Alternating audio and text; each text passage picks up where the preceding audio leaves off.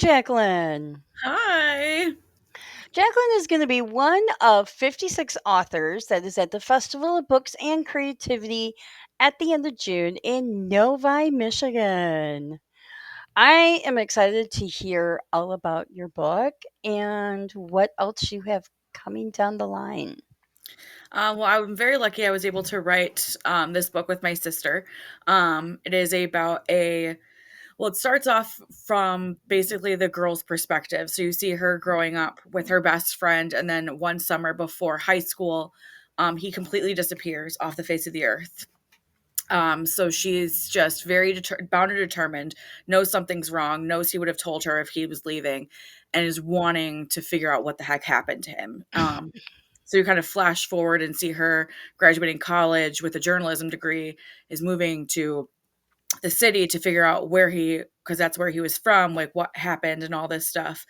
And you really get to see growth from her and growth from him because she does find him very quickly. And it's a whole plethora of chaos that happens after that. But it was very fun to write. So I'm really excited. I love it. You have that. Do you happen to have that book handy? I sure do. It's right here. I love book covers. I'm not kidding. Our cover artist was a huge blessing. I can't even tell you because I have ADHD and I'm dyslexic. So trying to explain to this poor woman, here's my concept, make it look nice. It was, like I said, thank God I have my sister with me because she was able to kind of wheel me in a little bit. But this was, I think, round one. This is a first concept. We just had her brighten up certain things and darken Oh, certain things. wow. But first concept, and we literally looked at it and was like, sold. That's it. So we Isn't got that very lucky. awesome when Yeah. you can have something where you're just like, "Yep, that's it." Well, and she just read my mind, like exactly what I was looking for, exactly what I wanted. I personally, as a reader, do not like people, like human people, on Mhm. covers. It bothers me. I don't know what it is. And so I knew for sure that I didn't want a human being on my cover. Um, Okay. but I wanted the concept, like that when you looked at the cover, you knew what to expect from the book Right. without a human being on it. Because I feel like as a reader, I like being able to imagine what those people look like in my own brain. Oh, okay. So I don't want to see them and then when I'm reading them going, but that's not what they look like to me. I'd rather the reader have that, right? And that Okay, creates their own I brain. can understand that. Yeah. So that's why I was like, I don't want people. And my sister's like, cool, let's do it. No people. I'm like, awesome. Glad we're Well, on at the same least you page. guys agreed on it. I mean, that Yes. that helps tremendously. One thing, thank God. So what got you to even start this book and to collaborate with your sister on it? So I was very the story of this book is just really funny. I So the concept of this book actually came to me in a dream, like in 100% the whole thing. So literally woke up in the morning and started writing it because I was like, I don't want it to leave Oh, my brain, wow. and it didn't. It literally stuck there the entire time I was writing the book.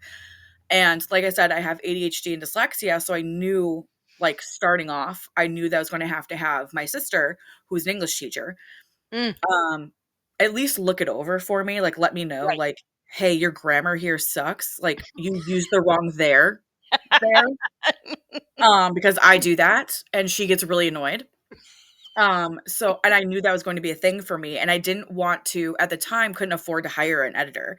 So it's like, Okay. "Hey, can you just, like, look this over for me? Just, like, let me know if the manuscript just is, like, absolutely awful." So it's Mhm. halfway through this book, and she comes back at me like, "Hey, you're missing, like, a plot hole here, and what would be cool is if you added this, and that in there." And I'm like, "Okay." So I, like, went back, wrote a little bit, came back to her with it, and she's like, "Did you, like, think about maybe going with his point of view to, like, fill those potholes?" I was like, "I mean, I am now." Now So that you mention it. I'm like but at the time, I wasn't in his head, I was in her head, so, like, I couldn't Okay. transfer that. I just Mhm. it wasn't working for me. So she's like, "Here, let me write something really quick. I'll send it to you and tell me if you think it's stupid." I'm like, "Okay," because she is not a creative writer. She wasn't. She now is. But She yet wasn't she's a an creative English writer. teacher, She's so an English that teacher. She's very analytical. She's very type A.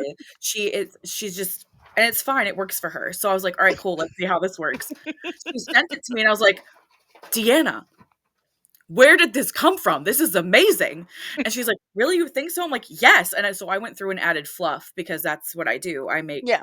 fluffy parts. And so I deanalyzed her Yuri and Mhm. made it more of a human Yuri. And Okay. she went through all the Charlie chapters and went, you can't type like you speak. And so made it more fluid for an actual reader. Okay.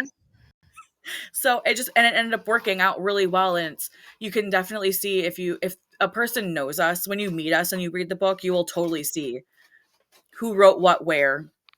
Who, and it's just by knowing us. Like as an actual reader, even friends who have read it have said it's a very, you can't tell that two people wrote it, but at the same Mhm. time, we worked so well together fixing those things and making it Mhm. flow so well that you could tell that two people wrote it. It's just very, we worked very well together and just worked very Mhm. well together. And having one of us write one POV and the other one write the second POV, and then have both of us go through them just really made Mhm. it cohesive. And I can't tell you how many times I tried to, because my sister wrote a mob boss, because Yuri's a mob boss. Mhm. Um, he did not go to college, so he does not have sophisticated vocabulary. Well, that would make sense. Most My people don't sister come didn't, born with a sophisticated vocabulary. but my sister didn't think so. So Yuri had a very great vocabulary. And I'm like, girl, a mob boss wouldn't say that. Let's add a couple F words in there. Let's drop a couple Mhm. swears in there. And she's I like, I okay. I can totally understand though where if that's not part of your daily language, Yep. you may not even think about it. No, and she's not. She's a very, I am, out of the two of us, I'm definitely the sailor. Which is why it's really ironic that she wrote the mob boss perspective in this whole thing. Yeah. But it's just really funny. But now we've kind of fell in love with it. And at first we were thinking it was going to be a one off. But then I had another dream, and book 2 and 3 came out of it. So 2 and 3. 2 and 3 are completely Wow. outlined. Concept. 3 is outlined, and 3 is concept. 2 is completely outlined.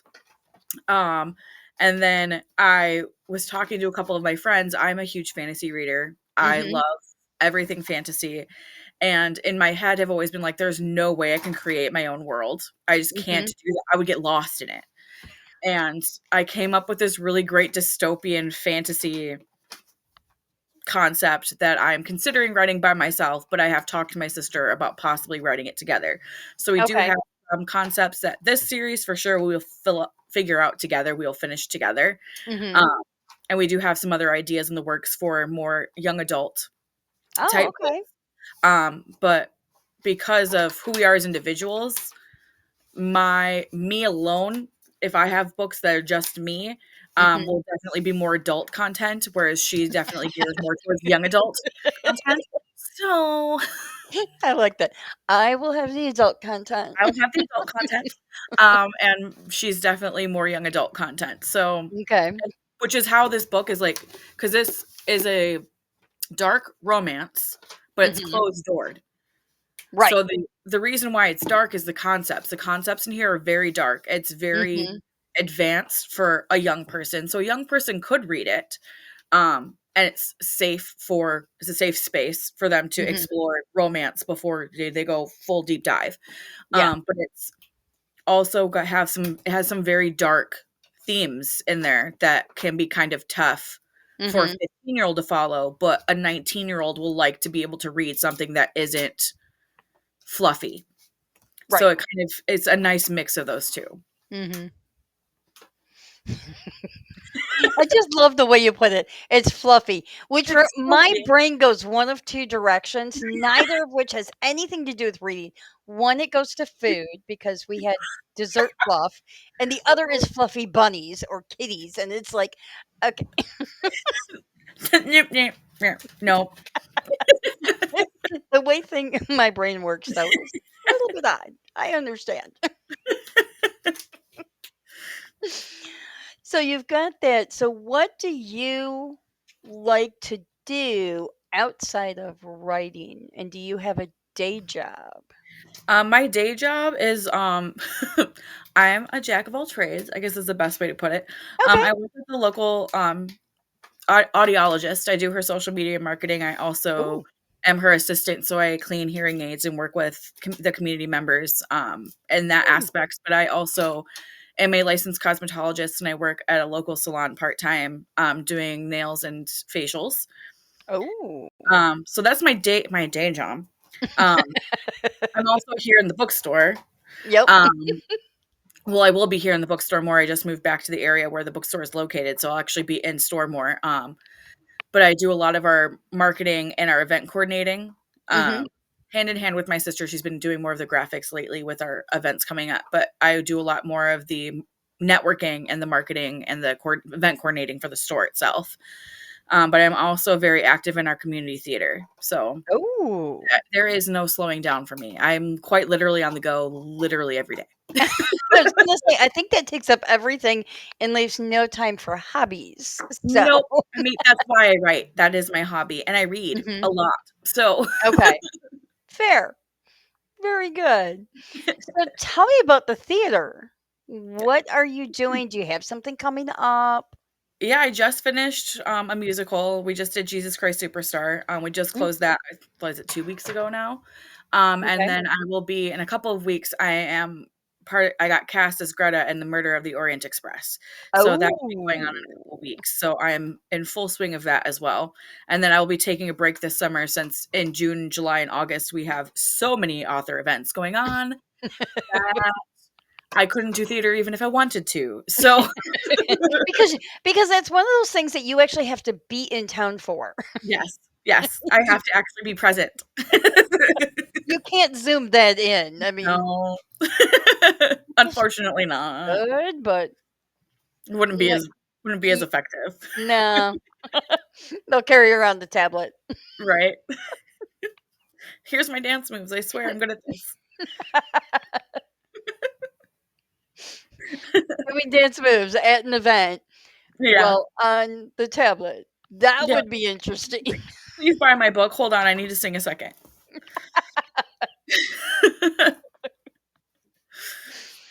So how did it come about that you wanted a bookstore though?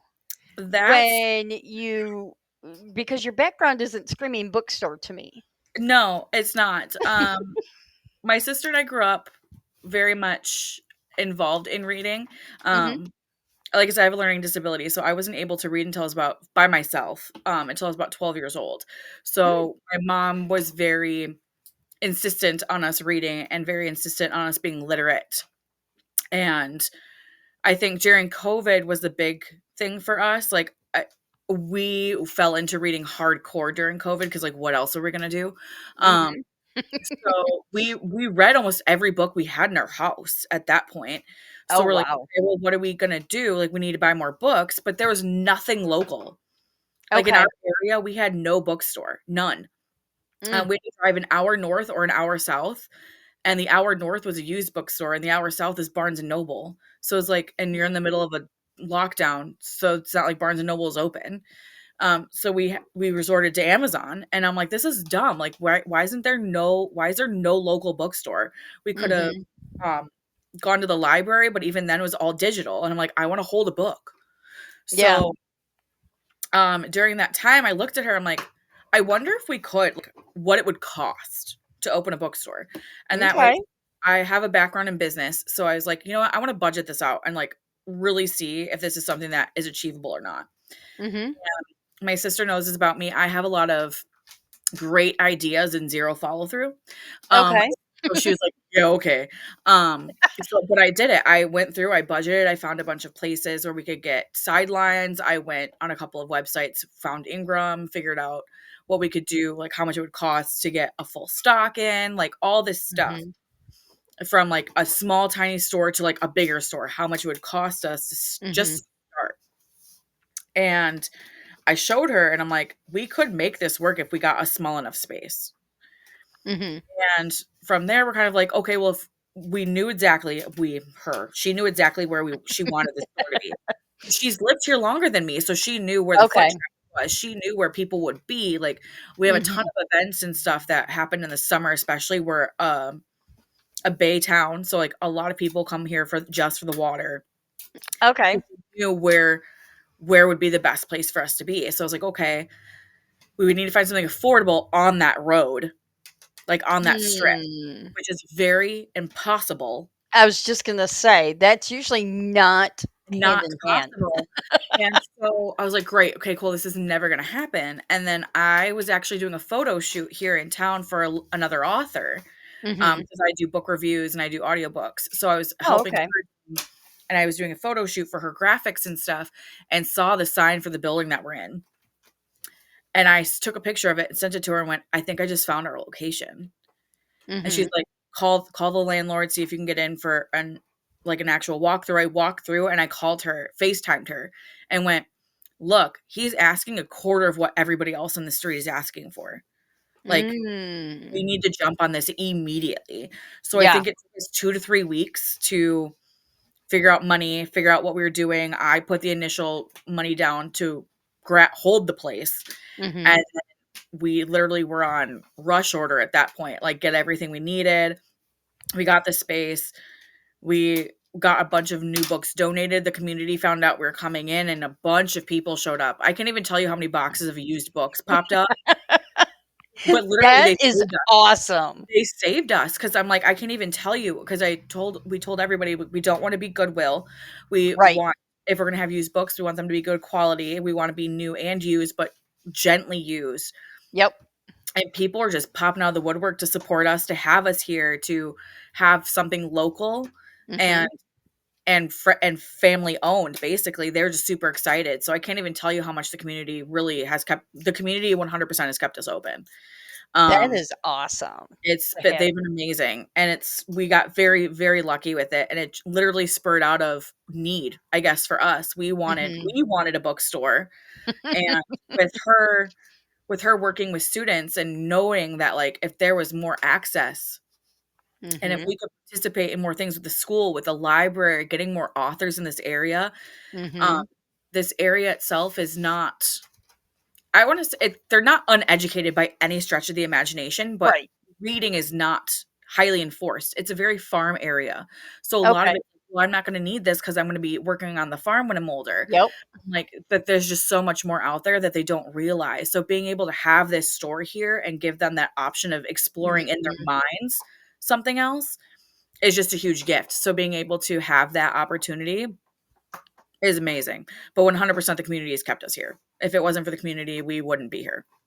That is so awesome. You have a community that just basically says, "Okay, we want you here," which Mhm. is that to me is awesome in and of Yeah. itself. And Oh yeah. just to be so supportive, that is awesome. Yeah, and even local businesses. Like we've had quite a few local business owners who have Mhm. reached out to us saying, "Hey, if you have any questions, if you need anything, you want to partner up." Like it's Oh, been pretty great. wow. We've been able to host about 4 author events a year because Mhm.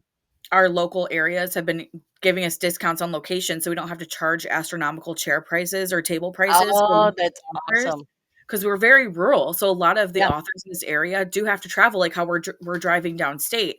Like, Yep. a lot of them have to travel Green Bay, Marquette, Mm. Chicago, Lower Mhm. Michigan, just to get their books out there. Yep. So being able to offer though it be small, we've had 25, 30 authors at one point, Mhm. just from this area come, and we only charge, I think it was like 25 bucks a table just to get the tables in or whatever. We don't charge very Mhm. much. It's just enough to pay for the space. And then the only money we make on the events is what we make at our own table because we just Yeah. authors to get here, and then we've been able to connect with more authors to bring them to the store itself to do book signings and get authors that live in town here who don't really are uncomfortable networking, don't know how to network, have been able to connect them with other people to get them out there and make friends with the author community and get them more out there. It's been great. It's honestly been awesome. It's I would never I could never have imagined it turning into what it has turned into, but it's turned into Mhm. something amazing. Well, and that's one thing is a lot of authors are introverts by nature. So I they work have no idea how to yeah. how to network because Nope. they don't get out and network unless it's a requirement of their day job. Yep. Yep. You And know. that's why I'm very we're very lucky to be a partnership because my sister's very introverted. Gets very uncomfortable talking in front of people. Whereas someone asked me a question and like this whole interview, I'm just a blabbermouth. Like it just comes out of me. That's okay. We like it. I'm like, here's my entire life. Please like me. Like, I love it. But yeah, I mean, being up in the Upper Peninsula is, it is a different lifestyle altogether, though. 100%. One It hundred is percent. it is nothing like the downstate area. It's nothing like Wisconsin. Mm-mm. It is its own entity, Yeah. and I think that's awesome that you are having all these author events. Now, do you also have a local author bookshelf? Like a You, certain special yeah. section for them? We did have a special section at one point, but now we have so many local authors that they're amongst our shelves. Oh, But we nice. feature authors. So usually in the summertime, we'll do a featured author like once a week. Mhm. Because we get more obviously with the weather being nicer, we get Yeah. more authors here. So we do feature authors every week. And I think last year, Deanna did a great job last summer. Um, we had almost an author here a week for like two Wow. months. It was insane. So because of that, we just featured authors every week because we had so many authors coming in. So I think that's something we're going to start doing in the summer times for sure is featuring authors. But we're going to have to get a bigger shelf because we just we had like a cubby at one point, like one of those 3 cube Mhm. cubby things. Like here's our Yep. local authors, and then it turned into 2 cubbies. Now Mhm. it's like an entire bookshelf. And so we're like, okay, I think we just need to immerse them into their genre. So when people come in, That like local authors, we're like, what genre do you like? And then we just go to that genre and go, here they are. that to me, that speaks volumes that you are at the point where you've got so many local authors Mhm. that you're going to integrate them in with all of the genres. Yeah. So, how At some point, cool. I literally told my sister, I'm like, if we don't move locations, like if we end up opening a second location and get a Mhm. bigger one, we'll end up having to turn the smaller one into just local authors because we just are getting to that point where we have so many of them on our shelves. Nice. It's really cool. It's very cool. That would be awesome to see how a local author only bookshop would do. Yeah. It'd be cool. If we make enough money, we'll get there. Down the road. Down This the is road, on the maybe like agenda. 20 years. Just give me some time. I'll get there. Just need to make enough money first. Well, yeah, there's always that. It's that Yeah. money Money thing. is dumb. That Can't we do it for free? It'd make life so much easier. would make things easier. It Yeah. would. But I have a feeling these bigger corporations wouldn't agree. No, they would not like it. It's fine. They won't print them for free. No, a girl can dream.